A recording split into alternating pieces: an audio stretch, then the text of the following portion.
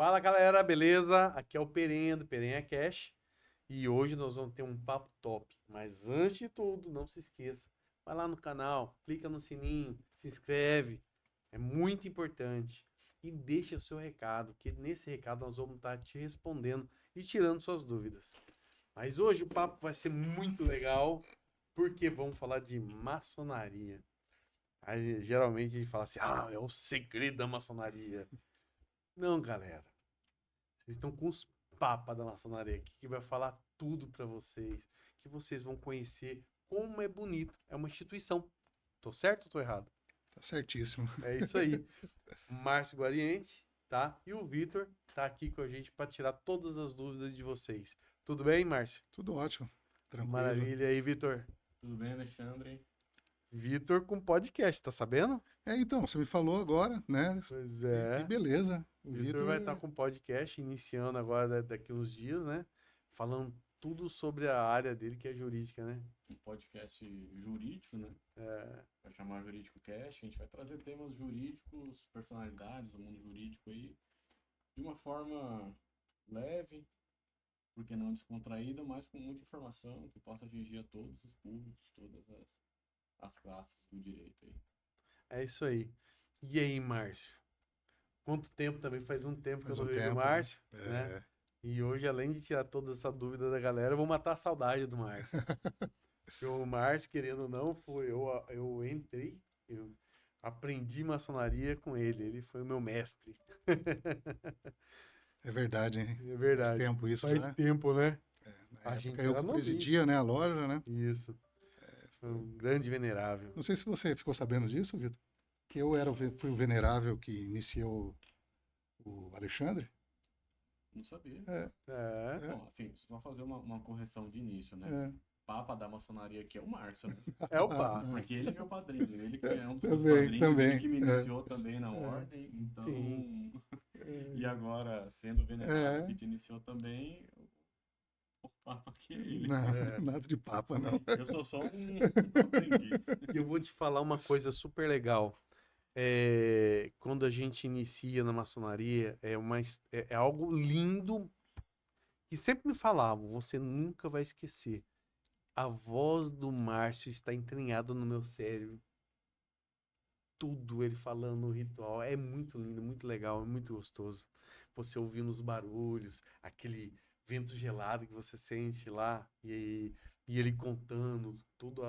Mas é maravilhoso, é muito gostoso. É muito legal, né? Já faz tempo já, né? Verdade. Eu tô com 22 anos que eu fui iniciado na ordem já. 22 anos. 22 passa, né? O tempo, né? 22 anos. É. Eu tô indo para uns 4 anos agora. 4 já, né? 4 anos. Parece que foi ontem.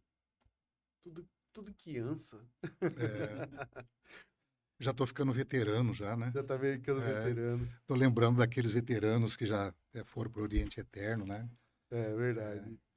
Que eram as pessoas que tem uma lembrança assim, saudosa muito, inclusive do Furriel, né? Verdade. Nosso Furriel. Não, É, foi uma passagem muito feliz na minha vida. Foi estar do lado dele. Aprendi muita coisa com ele. Isso que, assim, é importante, né, Márcio? Maçonaria é aprendizado, né?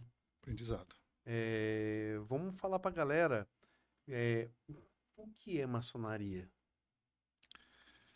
Então, eu gostaria de falar assim de uma forma muito simples, né, para que as pessoas pudessem entender realmente, para desmistificar. Eu acho que o intuito hoje aqui é até desmistificar um pouco a maçonaria, né? Exatamente. Porque acho que existe muito misticismo, muita conversa, né, e tal, e a gente precisa colocar um pouco em pratos limpos, né, o que que é a ordem, né, maçônica, né? Então, a maçonaria, ela é uma escola.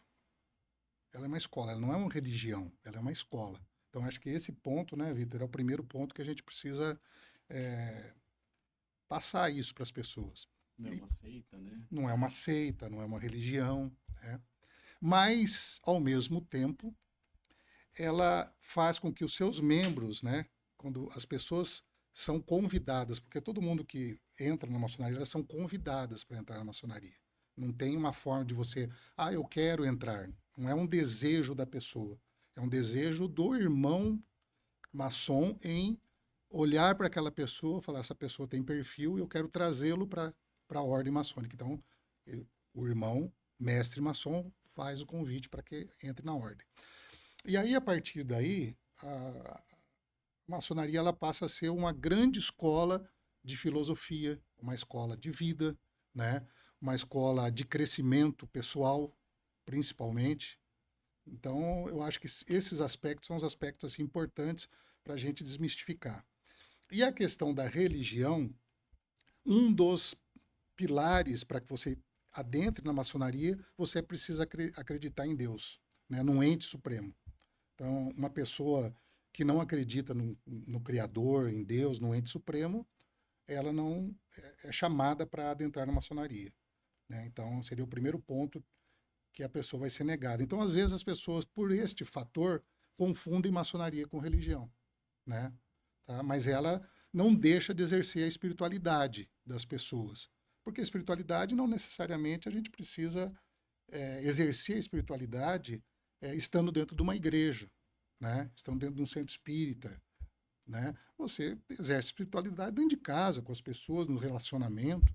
Então a maçonaria, acho que ela caminha nesse aspecto. Legal. Né? Hoje, vou falar assim, a pessoa, ela vai iniciar na maçonaria. Então, a iniciação dessa pessoa, ela tá bem baseada em estudo também, né, Márcio? E aí, nessa parte do estudo, se fala que eu lembro daí da parte da árvore, para você saber da sua vida, se posicionar. Isso é muito legal, né, Márcio? Muito legal, muito legal. E muita gente eu vejo que quando entra na maçonaria, a gente começa a falar da nossa pedra, polir a pedra. E vamos explicar pra galera o que que é polir a pedra. Então, é um simbolismo, Sim. tá? Então, aos poucos eu vou tentando mostrar o que é a maçonaria, né? Então, dentro da primeira pergunta que você me fez, né? Uhum. Então, voltando para essa questão de crescimento pessoal, que é um dos pilares principais da ordem maçônica, é fazer com que a pessoa saia muito melhor do que quando antes de iniciado, né? Então nós chamamos de profana a pessoa que não é maçom, e quando a pessoa adentra a maçonaria, aí ele é um iniciado. E a partir daí ele vai galgar graus, né, de elevação, né, dentro da ordem, através do que? De conhecimento.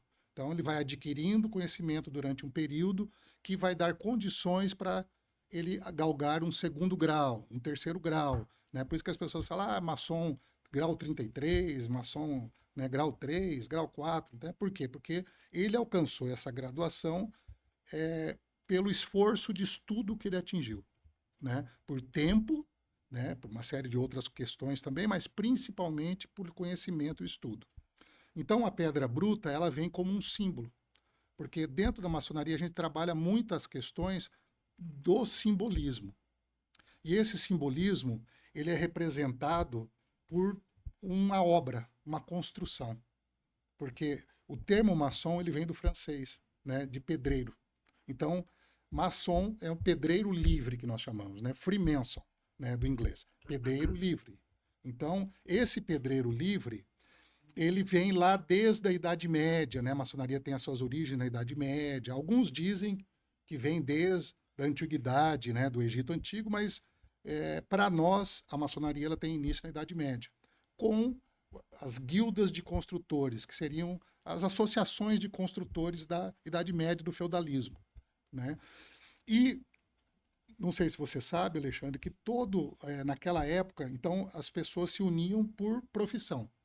Então se reuniam, faziam uma associação de açougueiro, uma associação de sapateiro, uma associação de pedreiro. E a associação de pedreiro era a única associação que tinha liberdade de trânsito entre o reino, entendeu? As outras eram atreladas ao feudo, e elas eram, o senhor feudal ali, ele detinha o poder sobre as pessoas. Mas o construtor, o pedreiro, ele saía para construir. Então eu quero construir um castelo, né? Num outro feudo. Então, esse pedreiro ele tinha liberdade de andar, né? Então, é por isso que é pedreiro livre, por ter a tal da liberdade. E aí, então, os termos, né, depois, muito tempo depois, quando foi construindo dentro dessa associação de pedreiros livres, é, dentro dos canteiros de obra, eles se reuniam. Tá? Então, ali, eles tinham segredos da construção. Né? Por quê? Porque eles mantinham esse segredo muito fechado pela prerrogativa de um pedreiro livre ser diferente dos outros. Porque o outro, para poder sair, por exemplo, de Manchester, né, na Inglaterra, até London, né, ele tinha que pedir autorização. E se ele não tivesse autorização, ele não podia ir para lá. Mas o pedreiro livre podia andar livremente. Tá? Então, eles guardavam os segredos da construção entre eles. Então, iniciava lá um aprendiz de pedreiro. Então, ele aprendia os primeiros passos de pedreiro, depois ele ia crescendo até virar um mestre de obra, né? Que aí a pessoa tinha o domínio total da obra, da construção, né? Então, eles guardavam esse segredo, porque isso era uma coisa muito... Valia muito, muito dinheiro valia isso, você ter esse segredo na mão, entendeu? E aí, então, voltando para a tua pergunta, em relação à pedra bruta, ela é um símbolo da maçonaria moderna que nós chamamos. Então, dentro de um templo maçônico, você tem elementos da construção. Então, você tem lá o esquadro, o compasso, a pedra bruta. E aí, a pedra bruta, o símbolo da pedra bruta, o que é? Somos nós, os seres humanos, são as pessoas. E aí, essa pedra bruta, nós falamos que ela precisa ser polida. Então, o que é o polimento da pedra bruta? É a nossa melhoria interior. É o dia a dia, tal. Então, é isso que simboliza a pedra bruta. A pedra bruta é a pessoa na brutalidade e com a maçonaria ela precisa, através dos Nossa, ensinamentos, evolução, né? ela evolui. Essa Verdade. analogia É. da construção. Qual que é a grande obra que o maçom trabalha hoje? É a construção do templo interior. Uhum. Né? A Exatamente. obra que não se trabalha mais hoje, o maçom não trabalha mais em obras físicas. Qual que é a grande obra do maçom hoje? Trabalhar a obra do ser, né? Essa construção do ser que vem através da melhoria dos graus, né? Exatamente. É bem É isso. interessante, Vitor, um detalhe que a gente vai percebendo, que o pedreiro naquela época, ele era vamos dizer, era uma função muito nobre, pelo que eu percebo. Era como se fosse hoje um engenheiro, como se Sim, fosse o cara que pilota um avião e tudo mais, porque ele era o cara que gerava, vamos dizer, todas aquelas construções, a fortaleza, né? Então a gente vai percebendo que naquela época, hoje, claro que é valorizado tudo, mas naquela época o pedreiro ele tinha, né? Pelo que você fala, é muita coisa, né, Vitor? Quando a gente olha as megas construções do passado, os castelos, aqueles templos, construções maravilhosas, cheias de detalhes e que perduram até hoje, até hoje. intactas, suportaram a força do tempo, da natureza. Imagina ter o conhecimento para construir essas obras naquela época, com a tecnologia que se tinha. É algo muito mais de se vangloriar do que hoje. Hoje a gente tem máquinas, tem todo equipamento e tecnologia à disposição. Mas que já é difícil construir uma obra dessa, ainda mais naquela época. O que se tinha era o conhecimento. Então era um conhecimento extremamente raro, extremamente restrito, e não era, por essas características, passado a qualquer um a esmo, né? Por isso era uma sociedade de pedreiros fechada, que ali era passado realmente para quem merecia, por todo o status que aquilo dava, né, Márcio? Sim. Não, e um detalhe, né? Quem eram as pessoas alfabetizadas da época? Era o pessoal da nobreza e era a igreja. Eram os clérigos da igreja. Eles que tinham conhecimento, detinham conhecimento, né? O pedreiro, ele era, tecnicamente, ele não era da nobreza, mas ele era uma pessoa alfabetizada. Pelo menos, né? Quer dizer, eles não construíam aqueles castelos de pedra assim, a esmo. Eles faziam cálculos, né? Eram cálculos complexos para você fazer um arco, para manter aquele arco em pé. Tem um livro do Ken Follett, eu estou tentando lembrar o nome dele. até o final do podcast, que eu vou lembrar o nome do livro do Ken Follett. Eu gosto muito desse autor, um autor inglês, e ele é um pesquisador. Ele tem diversas obras, assim, todas as obras dele são de ficção, mas são de pesquisas profundas. E ele tem uma obra que versa sobre os construtores da Idade Média. E ali ele mostra muito nessa obra, inclusive saiu até se não me engano, foi uma série, não lembro se foi na Netflix, ou daquelas primeiras séries antigas que tinha. Ele é muito legal essa série, para quem gosta do assunto. Aí mostra a dificuldade dos trajetos, o pedreiro com a ferramental, aí chegava lá numa determinada cidade, não conseguia arrumar um emprego no inverno. É muito, muito bacana mesmo. Legal. É. Então, Márcio, o que tem a ver o Templo de Salomão com a maçonaria? Explica pra gente. Então, antes de falar, só para poder complementar, né? Ah. Lembrei o nome do livro. Tá. E aí? Qual que é o livro? Os Pilares da Terra. E tem essa série, agora eu não lembro qual tipo de streaming que passou essa série aí. Não sei se foi Netflix e tal, Uhum. né? Mas é muito interessante para quem gosta do assunto, né? Não é falando da maçonaria, mas falando do pedreiro medieval, né? Da Idade Média, que tem muito a ver com o que a gente está falando aqui. Legal, legal. Bem, o Templo de Salomão, ele é uma representação dentro da maçonaria importante. Por quê? Porque a maçonaria, ela tem algumas lendas dentro da ordem, que são as lendas de estudo que são extraídos os estudos maçônicos, tá? E grande parte do que nós vemos na maçonaria, ela é baseado na fé judaica cristã, tá? A maçonaria, ela é baseada na fé judaica cristã, principalmente porque a maçonaria ela é dividida em ritos, né? Então, às vezes as pessoas vão falar, rito escocês antigo e aceito, rito de York, né? Rito adoniramita, rito brasileiro, né? Então, isso diferencia muitas vezes uma loja maçônica da outra, porque uma faz os seus trabalhos num rito, né? Seus estudos num determinado rito e a outra no outro. Mas, basicamente, todos os estudos eles têm base na Bíblia, né? Então, na crença judaico-cristã, no Antigo Testamento, basicamente, né? Algumas coisas do Novo Testamento já em graus mais elevados, mas nos graus mais antigos é baseado no Antigo Testamento. E nessa lenda, nada, né, melhor do que fazer o quê? Analogia ao construtor do templo, né? Que seria o templo, aquilo que o Vitor falou, o templo interior. Então, qual que é o grande templo da história da Bíblia? É o templo de Salomão, né? Que é o templo de Jerusalém.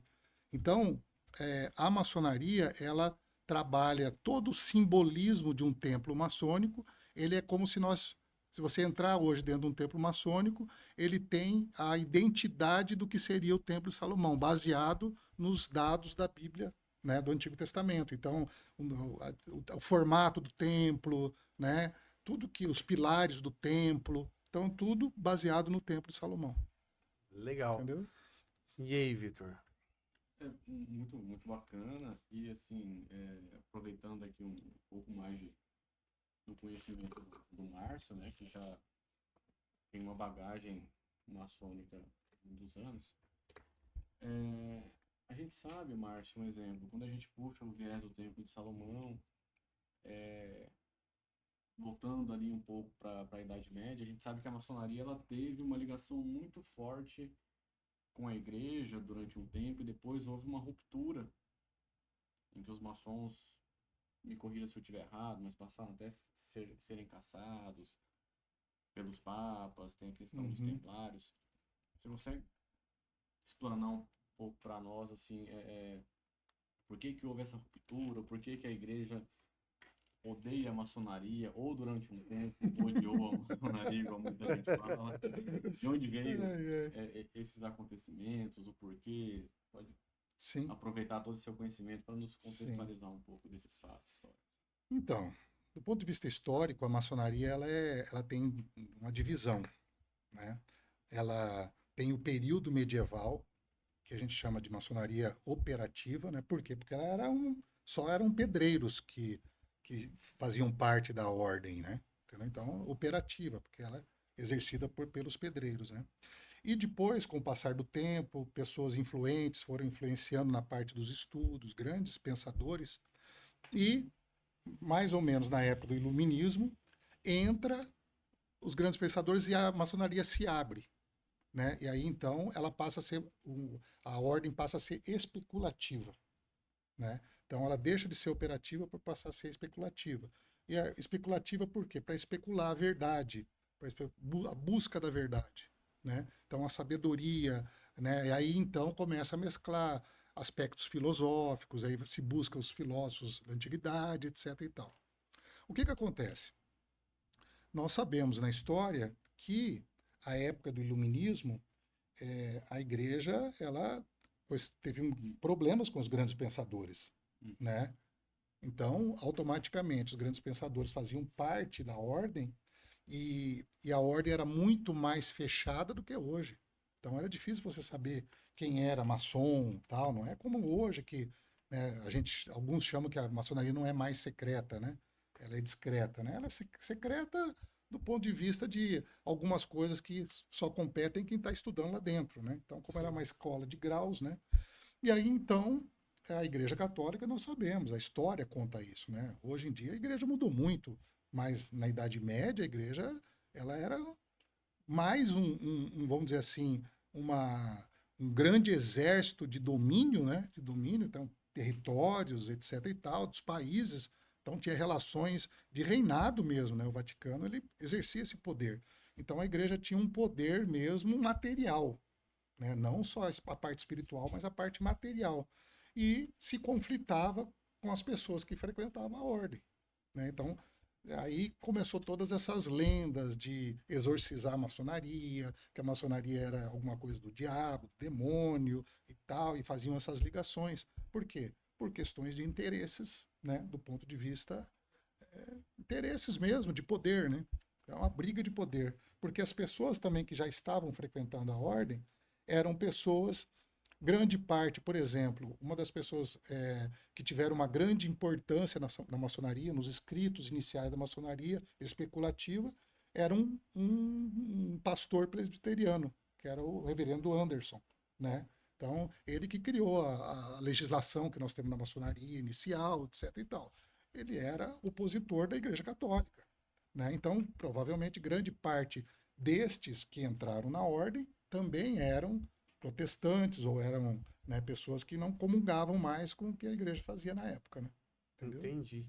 Agora, interessante uma coisa que até você estava falando, eu fiquei pensando.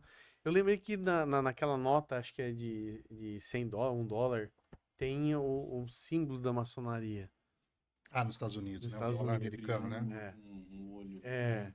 Seria o olho maçônico, É, não, é o é, olho que tudo o olho vê. que tudo vê. O que que você sabe hoje sobre isso, desse poder que teve nos Estados Unidos Sim. a maçonaria? A maçonaria exerceu um poder muito grande, né? Na luta pela independência americana, né? Então, os pais fundadores dos Estados Unidos, que eles chamam os pais fundadores, né, dos Estados Unidos, da América, né? Eles eram, na sua maioria, maçons, né? Inclusive, George Washington era maçom, né? Benjamin Franklin, John Adams, todos eram maçons, né? Então, eles acabavam atrelando era como se fosse uma mistura, né, do poder do país com os pensamentos da própria ordem, que extraíam da ordem maçônica, né? Então, grande parte dessas cidades antigas, né, Filadélfia, nos Estados Unidos, a própria cidade de Boston, tem muito simbolismo, né, nas construções da época, né? Tem muita coisa que demonstra o simbolismo de dentro do simbolismo maçônico. E, dentre eles, se você for pegar uma nota do dólar americano, realmente ali tem símbolos que são símbolos que a gente estuda dentro da ordem, né?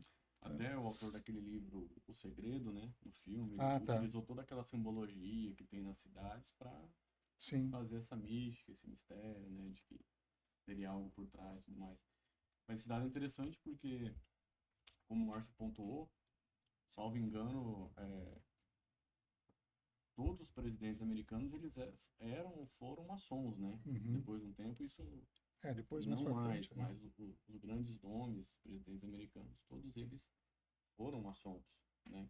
Quando a gente traz um dado, estima-se que o Brasil hoje seja o segundo país no mundo com maior número de maçons, Brasil? É. em torno ali de quase 250 mil maçons no Brasil.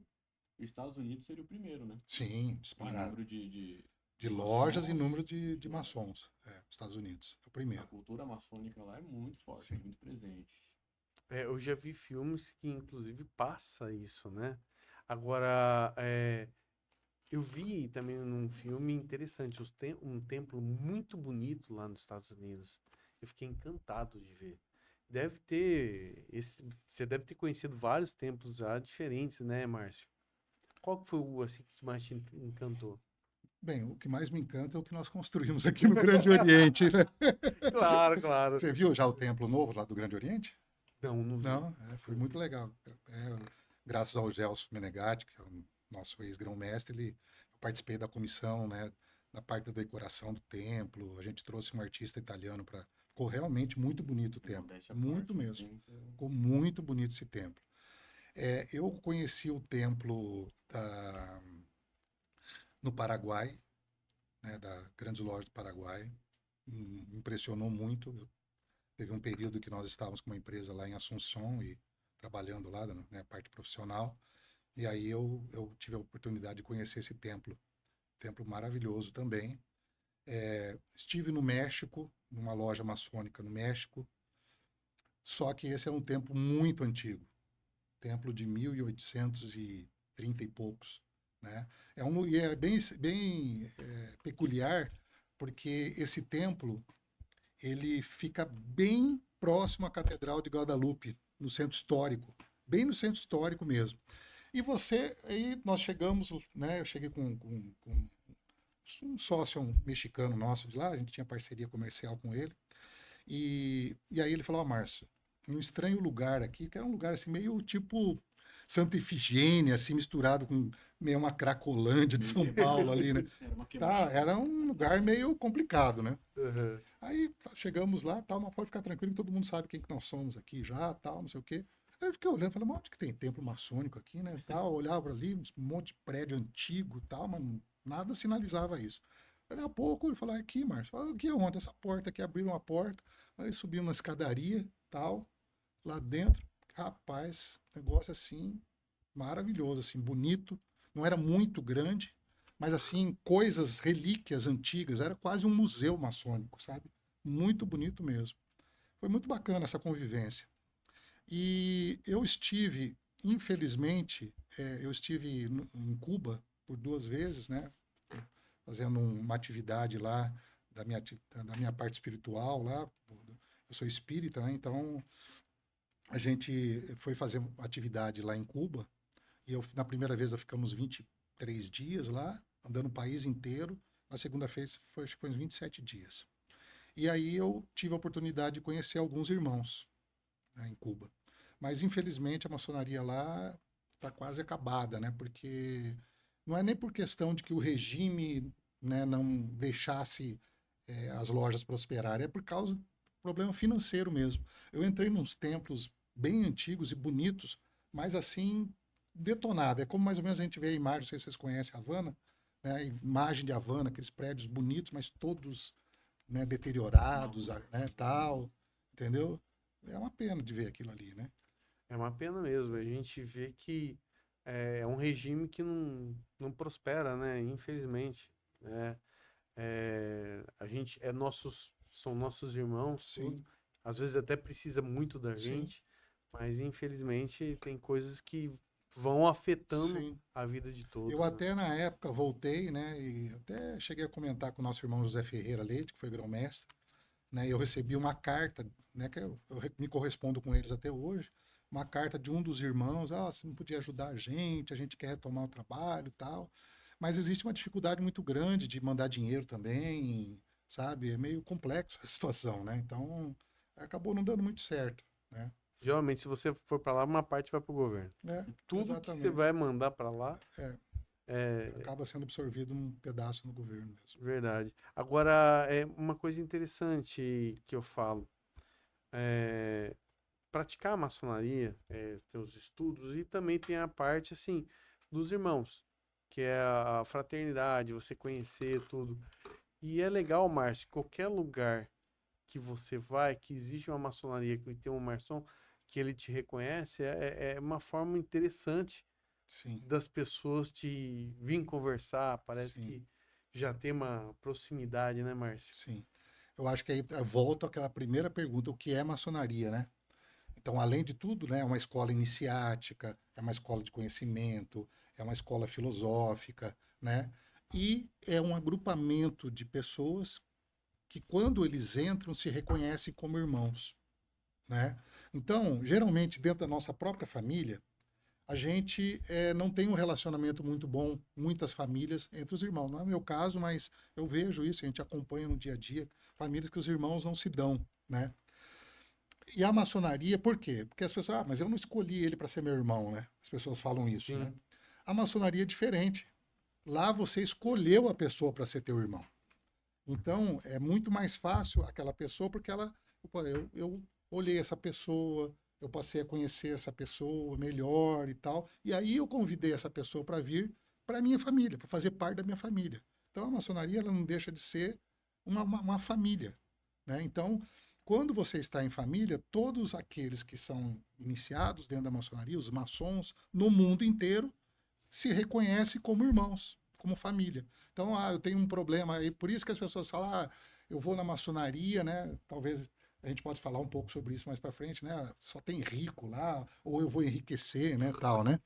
Então, Tem né, muito tem muito disso. disso. E aí então, eu estou em São Paulo, por exemplo, tive um problema, né? Quem que eu vou recorrer se eu não tenho ninguém lá, por exemplo, né? Hipoteticamente falando.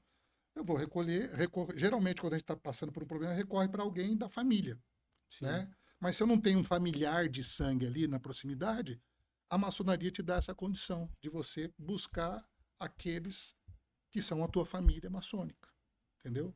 E você tenha certeza, aquilo que você falou, Alexandre. Né? As pessoas vão te tratar, vão da melhor maneira E a possível, né, gente para te fala, ajudar. né? A maçonaria ela é não só mundial, a gente fala, a maçonaria ela é universal, né? E atualmente mais ou menos em torno de 6 bilhões de maçons no mundo inteiro, né? E a gente hoje com a tecnologia, com os meios de comunicação cada vez mais facilitados, a gente tem uma rede de apoio muito grande. A gente tem redes, Maçonaria Sem Fronteiras Sim, e vários outros grupos que a gente se conecta em tempo real com maçons do mundo inteiro.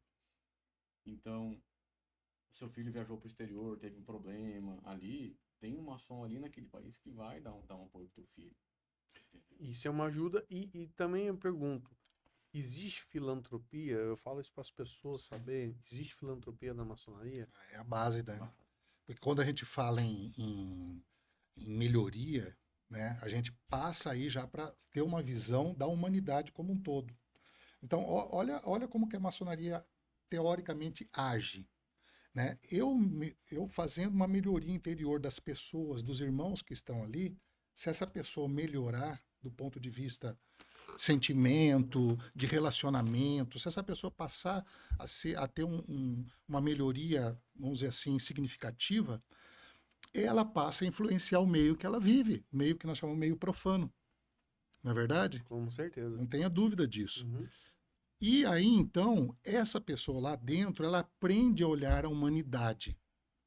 A maçonaria, nós aprendemos a olhar a humanidade como um todo e os problemas da humanidade. Então, a caridade, né, a filantropia, ela é a mola mestra da maçonaria.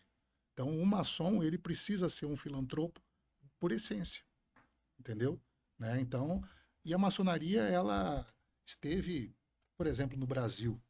Grande parte das Santas Casas de Misericórdia, apesar de serem nascidas, né, dentro do seio da Igreja Católica, mas tiveram apoios e tem até hoje apoio da maçonaria na criação, né? Que na verdade, Então, Márcio, eu vejo assim, muita gente faz ajuda, mas quer fazer aquela propaganda que fez.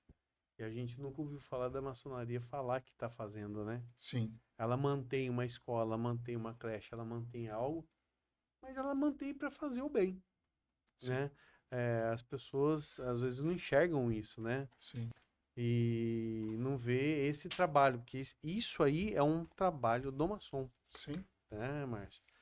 E Vitor, o que eu falo? Por mais que a pessoa estuda, né, ela vai passar por provas lá dentro. E se ela não passa nessa prova, o que que acontece? Ela não vai ter a evolução, ela tem que continuar estudando, tem. né? E aí hoje nós temos os graus, né, Márcio? Explica mais um pouco para a galera o que que é o grau da maçonaria. Então, assim, a maçonaria ela é dividida hoje em duas partes, Certo. tá? A nossa maçonaria brasileira, né? Porque Hum. existe a regularidade maçônica, porque tem muita maçonaria que não é regular.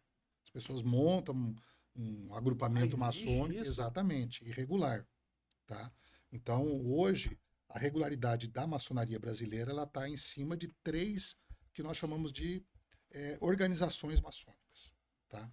Que é o Grande Oriente do Brasil, as grandes lojas e os grandes orientes independentes, tá? Que são ligados a uma Confederação Maçônica Brasileira, que é a COMAP, tá? Então, cada uma tem a sua organização, mas elas se falam entre si.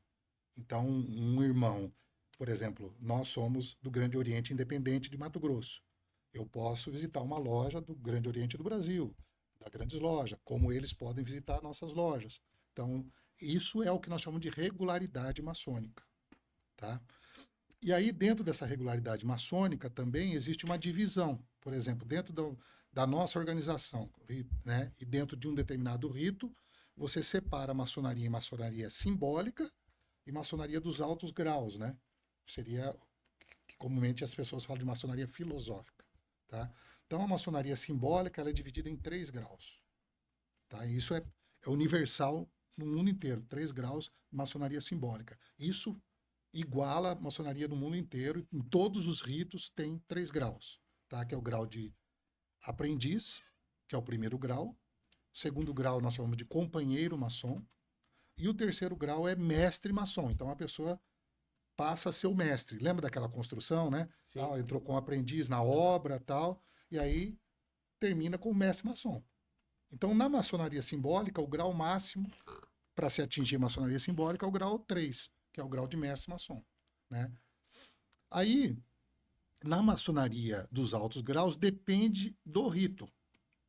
Então, por exemplo, nós somos do rito escocês antigo e aceito, que é o rito mais frequentado, é o maior rito que tem no Brasil, dentre todos, né? É o rito escocês antigo e aceito no Brasil. No rito escocês antigo e aceito, ele inicia no grau 4 e vai até o grau 33. São 33 graus somando com os 3 graus simbólicos. Tá? Então, você terminou o grau 3, você já pode entrar, aí você muda de loja. Né? Você continua frequentando a loja simbólica, mas você na loja filosófica, você frequenta lojas que detêm determinados níveis de grau. Né? Por exemplo, loja de perfeição, ela vai do grau 4 ao grau 14, e assim por diante, até chegar no grau 33. Entendeu? E lá no grau 33 é o mestrão, o mestre dos magos, meu. É o cara. A pessoa terminou a parte de estudo, né? Mas nunca para Sim, né? Quer dizer, né? Esse aprendizado ele é contínuo, né? Ele sim. está sempre, É onde ele chega lá e aí sim. ele fala, eu sou o Papa. Não, ainda estou aprendendo. Eu acho que o grande segredo de tudo é o seguinte, né? É a sabedoria. A sabedoria ela não leva ao orgulho e à vaidade. Sim, A sabedoria ela precisa levar a pessoa à humildade, né? é. Entendeu? Então eu acho que o grande objetivo de Essa é uma grande batalha, né? chegar ao grau 33 é a pessoa trabalhar e falar, escuta, passei por todos os graus da maçonaria, mas eu percebi o tão pequeno que eu sou, né? Entendeu? Então eu acho que esse é o que a pessoa precisa trabalhar dentro de si. Eu não estou dizendo que todo mundo chega a essa conclusão, né? Sim, Eu cheguei a essa conclusão, mas eu acho que grande parte dos irmãos chegaram a essa conclusão, talvez alguns não, né? verdade. Legal. E quanto vamos dizer, as pessoas que estão hoje lá, por que que se coloca que não pode entrar mulher na maçonaria? Então, esse é um assunto. Existem, inclusive, lojas É femininas que isso não que são regulares, tá? já ouvi falar. É, elas não têm regularidade, né? Existem lojas mistas, também não tem regularidade, tá? Depende do país, né? Então, por exemplo, na França para eles é regular uma loja feminina lá, né? Até por questão da legislação do país, etc e tal, né? Então, para nós aqui no Brasil, né, a gente não tem regularidade. Essa loja, a maçonaria regular, ela é só frequentada por homens. Certo. Por que só frequentada por homens? Porque a maçonaria é uma entidade muito antiga, né? E ela detém, assim, ela é um dos pilares que mantém a maçonaria em pé. Mas se você for ver hoje, quais são as organizações antigas que continuam em pé? Só os bancos. Não, tira não, mas o banco é coisa comercial, do Sim, ponto de vista. claro. A Igreja A Católica igreja. A igreja é e a o maçonaria. exército é maçonaria. E a maçonaria do ponto de vista espiritual. Igreja Verdade. Católica, né? E a Verdade. maçonaria do ponto de vista filosófico. Aham. Entendeu? Por quê? Porque ela sempre manteve, não teve mudança. A maçonaria que nós frequentamos hoje é a mesma de 1717. Se fazem os mesmos Entendeu? rituais. É a mesma coisa. Então, a maçonaria especulativa ela tem origem no ano de 1717. O que se fazia em 1717 dentro de um templo maçônico é o que se faz hoje. Entendeu? Então, em 1717, né, a história mostra que é impossível uma mulher. A mulher passou a ter direito a voto no Brasil há quantos anos? Né? Na primeira metade do século XX, a mulher não votava. Né? Hoje a gente vê, inclusive, na internet, publicidade convidando mulheres a entrar na maçonaria, até convite, receba um e-mail, pague um valor, seja uma maçom. Isso tudo é golpe. Vamos deixar bem claro que, igual o Márcio muito bem pontuou, no Brasil não existem lojas femininas nem mistas. No Brasil, as lojas regulares não aceitam, por enquanto, mulheres. Ah. Né? Mas não significa que a mulher não tem um papel importantíssimo dentro da maçonaria, né, Márcio? Sim. A maçonaria ela tem grupos das esposas, né, que nós chamamos de cunhadas, extremamente importantes que cuidam justamente da parte social, da parte da caridade. Filantrópica, né? É um pilar importantíssimo para a maçonaria. Assim como para a maçonaria tem um braço, né, que são os demolês, os lautons, que cuidam dos nossos sobrinhos, nossos filhos de maçons. A maçonaria também tem para as filhas mulheres os betéis, Sim. Filhas de Jó, né? filhas de Jó, Uhum. que são, Tudo ligado à maçonaria. são Né? braços da maçonaria, Sim. que visam cuidar, ensinar, acolher, conduzir. No nosso caso tem as flores de lis, né? Flor de lis, extremamente importante. Então, embora a mulher não possa ser maçom, ela tem um papel importantíssimo dentro da maçonaria. Verdade. É uma coisa interessante, né? A gente vê, meu filho, eu fui nas sessões de Demolei e tudo, e eu achei difícil pra caramba. Sim. Os meninos têm que gravar muita Tem um coisa. ritual Tem. bem complexo, bem... Eles fazem tudo meio decorado, né? É bem decorado. Bem complexo. Mas é muito bonito. Sim. Tá? E aí, você sabe o que que eu vi? A evolução das crianças. Aquele menino murcho, tímido, de repente tá falando em público, conversando com todo mundo. Isso é uma evolução, cara. Sim. Eu achei isso fantástico. Tanto a Ordem Demolei, a Ordem Filha de Jó e as sequências, né? Elas ensinam os jovens, os adolescentes, a administração, cuidar de finança, oratória, Existem os cargos, né? Patriotismo. patriotismo.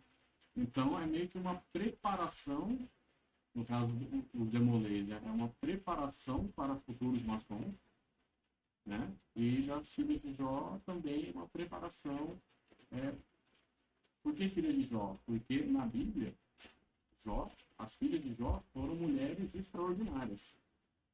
Tiveram um papel importantíssimo, tanto no contexto bíblico, como de mulheres extremamente guerreiras, preparadas, inteligentes. E a Ordem Filhos de Jó é justamente em homenagem a esse contexto bíblico, de torná-las, essas meninas, essas adolescentes, mulheres, tão bem preparadas como eram as filhas de Jó no passado. Legal. Uma coisa interessante, você falando, e por acaso veio aqui os braços da maçonaria, e eu tava no sul e eu vi fiquei num hotel, e aí eu vi um cara parando numa moto que ele tava com um símbolo, né? Que é como que é os Bodes, bodes do bodes do asfalto. asfalto. Cara, achei o máximo. Bodes do asfalto. Aí Nós eu, temos alguns irmãos da loja que Sim. são do Bode Inclusive, do eles são parece. muito organizados. Me parece que dessas associações de motoqueiros aí, eu acho que o Bodes do Asfalto é uma das maiores do Brasil, né? Associações, né? Muito interessante. E aí eu fui conversar com ele, nossa, foi super legal. Ele contando as histórias dele, as viagens, como que eles faziam. Eu falei, poxa, é muito legal mesmo. Sim. A gente vê que no mundo a gente precisa disso. Um freio, precisamos de coisas sempre estar ocupando a gente, criando na nossa cabeça o quê? Uma hierarquia, um respeito, né? Isso é muito importante, né, Márcio? Sim, não tenha dúvida. Nossa. A maçonaria, ela, igual muito bem pontuado pelo Márcio ali, essa irmandade, ela tem um intuito entre os maçons, não só desse apoio mútuo, mas também de fiscalizarmos uns aos outros, né, Márcio? Sim. A conduta de cada irmão, se tem alguém ali desviando o caminho, desviando a rota, a gente chama Sim. para conversar, para recolocar no caminho certo.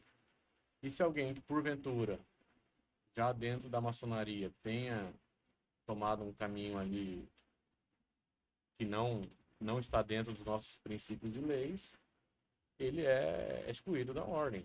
Sem... Existe, então, dentro da maçonaria, né, são os cargos de poderes, né? Tipo, deputados, Hierarquia. hierarquia, né? Sim. A maçonaria ela é muito hierarquizada, né? Aham. Você tem, dentro de uma loja maçônica, tem a figura do venerável mestre, é quem coordena a loja, né? Então, ele é vamos dizer assim, o presidente daquela loja, né? Aquela associação. E aí, depois, tem o vice-presidente, ele é chamado de primeiro vigilante, segundo vice-presidente de segundo vigilante, aí tem todos os demais cargos, né? Dentro da estrutura. Esses 3 cargos são cargos hierárquicos, né?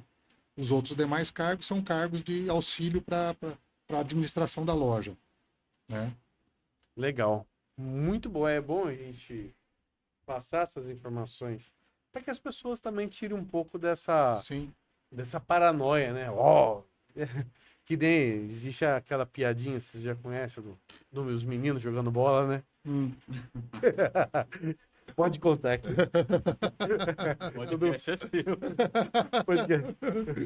Pode contar que pode. Não. Diz que 3 meninos jogando bola, né? Como que é a piadinha, Márcio? Não sei se é essa que eu tô pensando. É. Eu não sou bom de piada, Alexandre, não me põe nessa, não. 3 meninos jogando bola. Diz que um deles joga a bola, cai dentro de um templo maçônico. Aí ele vai lá, pula o muro, aí os caras ficam putos, e ó, tal no cara do moleque, joga ele de volta com a bola e chega lá. E aí, o que aconteceu? O que aconteceu? Como que é lá dentro? Não posso falar, já sou maçom. Era essa. É essa mesmo. Era essa mesmo. Essa é antiga, mas é engraçada. É. Me contaram essa, eu fiquei, putz, eu não esqueço. Mas assim. Só para finalizar, pegando o viés do gancho da piada, né? O segredo maçônico, que em certas partes existe, né? Dos nossos rituais ali, é um dos motivos da maçonaria existir até hoje, né? Porque tudo aquilo que se abre, que se banaliza, acaba perdendo, às vezes, a essência, a graça é modificado. Até por segurança. Também. Sim. Porque se nós estamos lá, todo mundo reunido, né? E chega uma pessoa vamos dizer, má índole. E tem as formas seguras de você saber se ele tá falando a verdade ou não, se ele é ou não é um maçom. Isso é importante. Questão de segurança.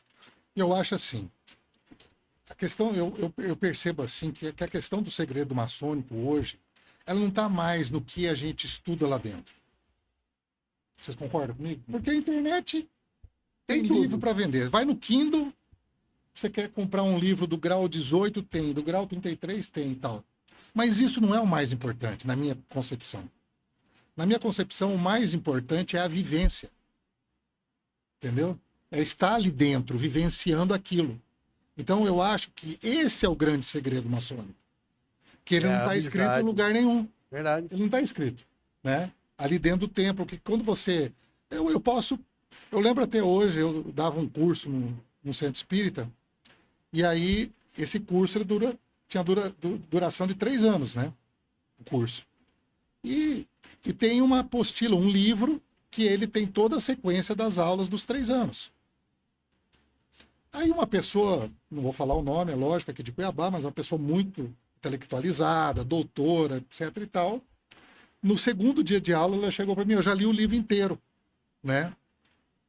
E aí eu falei, pô, você já leu tudo? Eu já li tudo, o que vai ter mais aqui? Eu falei, não, você leu o livro inteiro, mas você não conseguiu ainda absorver o que o livro te faz. É por isso que nós temos que fazer o curso em 3 anos, né? Então, a maçonaria é isso. Se a pessoa quiser ter informação do ponto de vista do que se estuda na maçonaria, entra na internet, pesquisa lá, tem trabalho, tem um monte de coisa.